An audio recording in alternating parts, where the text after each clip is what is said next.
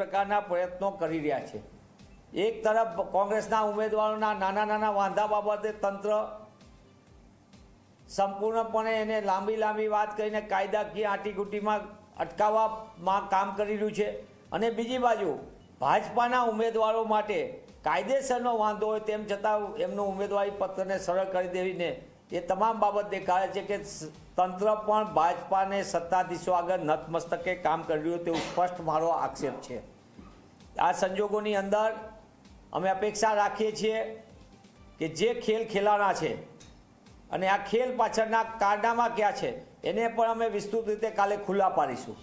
આ સમગ્ર બાબતની અંદર રમત રમનારા કોણ છે, કઈ રીતે ધાક ધમકીનો ખેલ થયો હતો એ પણ આપણી સામે આવશે, પણ પ્રજા ઈચ્છી રહી છે કે ભાજપાને હરાવો, ગુજરાત બચાવો, દેશ બચાવવાનો જ્યારે લોકોનો મૂડ હોય તેવા સંજોગોમાં ભાજપા તંત્રનો દુરુપયોગ કરીને અને તંત્ર પણ એમની આગળ નતમસ્તકે હોય તે રીતે કામ કરે તે સંપૂર્ણપણે ગેરબંધારણીય છે।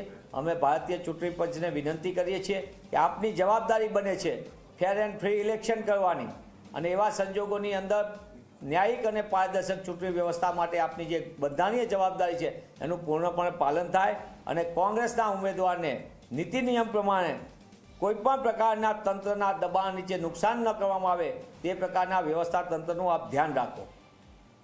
ટેકનિકલી હવે મુદ્દો જે રીતે સામે આવ્યો છે, તંત્રએ પ્રશ્નો ઉભા કર્યા છે, તો શું હવે કોર્ટનો દ્વાર કોંગ્રેસ લઈ જશે?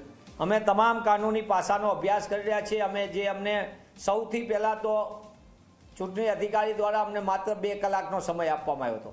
એ સમયની સામે અમે તાત્કાલિકપણે અમારી લીગલ ટીમ, અમારા વરિષ્ઠ વકીલશ્રીઓએ તાત્કાલિકપણે અમારું પ્રતિનિધિમંડળ ચૂંટણી પંચને મળ્યું, અને લેખિતમાં અમે જ્યારે આ કર્યું ત્યારે એમને કાયદાનું એમની જ જોગવાઈ જે છે એ પ્રમાણે અમને સમય આપવાની ફરજ પડી છે।